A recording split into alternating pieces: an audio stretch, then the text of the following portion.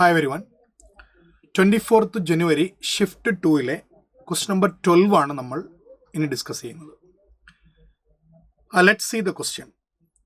In the group analysis of cations, barium 2+ and calcium 2+ are precipitated respectively. നമുക്കറിയാം, നമ്മൾ ഓരോ group analysis ഇങ്ങനെ കടന്ന് വേണം അവസാനം നമ്മളുടെ ഗ്രൂപ്പ് 5 ആയിട്ടുള്ള ബേരിയത്തിലും അതുപോലെ കാൽസ്യത്തിലും എത്തേണ്ടത്.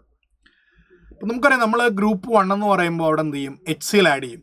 അപ്പോൾ നമുക്ക് ഗ്രൂപ്പ് 1 കിട്ടുന്നത് പ്രസിപ്പിറ്റേറ്റ് ആരാന്ന് ചോദിച്ചാൽ ക്ലോറൈഡ്സ് ആണ് അല്ലേ. എന്നാൽ ഗ്രൂപ്പ് 2 നമ്മൾ H2S കൂടെ പാസ് ചെയ്യും, അപ്പോൾ നമുക്ക് കിട്ടുന്നത് സൾഫൈഡ് ആണ്.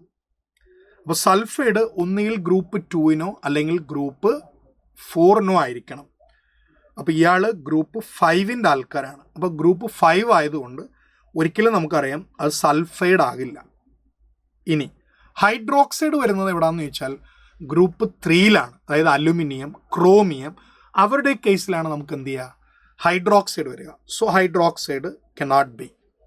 ഇനി കാർബണേറ്റ്, നമുക്കറിയാം നമ്മൾ ഗ്രൂപ്പ് 5 ഗ്രൂപ്പ് റിയേജൻസ് ആയിട്ട് നമ്മൾ ഉപയോഗിക്കുന്നത് ammonium chloride, ammonium hydroxide, ammonium carbonate.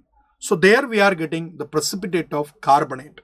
അപ്പോൾ രണ്ടുപേരും കാർബണേറ്റാണ്, ബേരിയം കാർബണേറ്റും അല്ലേ, സ്ട്രോൺഷ്യം കാർബണേറ്റ്, കാൽസ്യം കാർബണേറ്റ്.